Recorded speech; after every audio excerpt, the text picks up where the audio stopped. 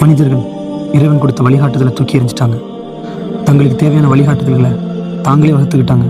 அறிவியலுங்கிற பேரில் ஏதோ முட்டாள்தனங்களை பின்பற்ற ஆரம்பித்தாங்க.